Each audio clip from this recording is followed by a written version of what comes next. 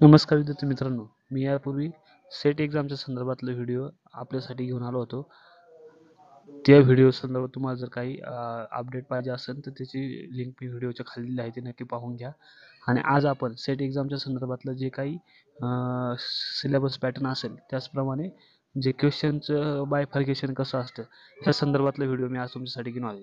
तर माझं नाव रमेश गुरव आणि आपण पाहतोय आज सेट एक्झामच्या सिलेबसच्या आणि एक्झामच्या संदर्भातली अपडेशन. चला तर आपण सुरुवात करू. तर सर्वप्रथम तुम्हाला setexam.uniform.ac.in या वेबसाईटवरती यायचं आहे. या वेबसाईटवरती आल्यानंतर तुम्हाला अशा पद्धतीचं पेज ओपन होऊन जाईल.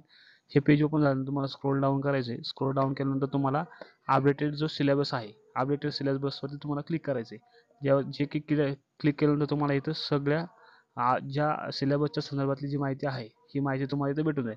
आता इथं सब्जेक्टची जी लिस्ट दिली आहे, जे काही फॅकल्टी वाईज असतात Marathi, Hindi, English, social science, त्यानंतर सोशिओलॉजी, इकॉनॉमिक्स, फिलॉसॉफी, कॉमर्स असेल, फॉरेन लँग्वेज असेल, फिजिकल असेल, ह्या सगळ्या कोणत्याही तुम्हाला ज्या कोर्सेसचे समजा तुम्हाला सिलेबस हवा असेल त्या इथं डाउनलोड बटनवरती क्लिक करायचं तुम्हाला. आणि डाउनलोड बटनवरती क्लिक केल्यानंतर तुम्हाला ती PDF तुम्हाला भेटून जाईल, ज्यामध्ये काय सिलेबसची जी काही माहिती तुमच्या समोर असेल.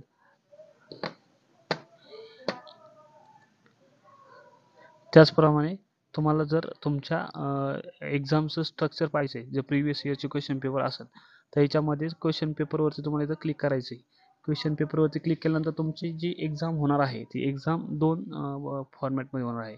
जे की आता समजा प्रिव्हियस इयर समजा आता लेटेस्ट जी एक्झाम झालेली आहे 7 एप्रिल 2024ला, याची आपण समजा सॅम्पल क्वेश्चन पेपर पाहूया. तर ज्याचा परीक्षा पॅटर्न हा तुमचा पेपर 1 हा जनरल सगळ्यासाठी हा सेमच राहतो. त्याच्यामध्ये ABCD असे पॅटर्न असतात. समजा जनरल पेपरला एक्झाम्पल टोटल किती नंबर ऑफ क्वेश्चन असतात, त्याचे मार्किंग सिस्टम कशी असते, त्यानंतर त्याचे क्वेश्चन कसे असतात, हे प्रत्येक फॅकल्टी वाईज ते सगळं बायफर्गेशन तुम्हाला ह्या वेबसाईटवरती तुम्हाला इथं दिलेलं आहे. आणि त्याचप्रमाणे पेपर सेकंड हा तुमचा सब्जेक्ट वाईज राहतो, जे की तुमचं जे सब्जेक्ट असेल त्या सब्जेक्ट वाईज तुम्हाला हा क्वेश्चन पेपर तुम्हाला इथं पाहावयास मिळत असतो. अशा पद्धतीचा हा क्वेश्चन पेपर असेल. आता हा जो जनरल पेपर असेल एक हा 100 मार्काचा असेल. त्याच्यामध्ये नंबर ऑफ क्वेश्चन हे 50 असतील, म्हणजे 50 क्वेश्चन तुम्हाला सोडवायचे. एक क्वेश्चन हा 2 मार्कसाठी असेल. असे तुम्हाला 50 क्वेश्चन सोडून 100 मार्क गुणांचा असेल. त्यामध्ये जनरली बेसिक सगळ्या सब्जेक्टसाठी हा कॉमन पेपर असतो, जो की दोन्ही लँग्वेजमध्ये दिलेला असतो तुम्हाला. इंग्लिश असेल त्याचप्रमाणे मराठी पण असेल.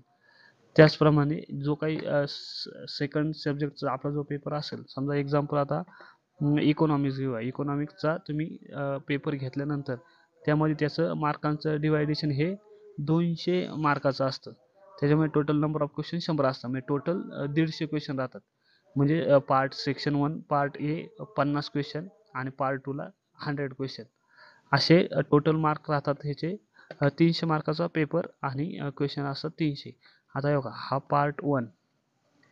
पेपर वन हा सगळ्यांसाठी कॉमन राहतो. त्याचं टोटल क्वेश्चन असतात 50 मार्क हे असतात. एका क्वेश्चनला 2 मार्क्स, 100 मार्काची हे पहिला पेपर. आणि दुसरा जो पेपर असणार आहे तुमचा, ज्याचे 100 क्वेश्चन असणार आहे आणि त्याचे मार्किंग सिस्टम असणार आहे 200.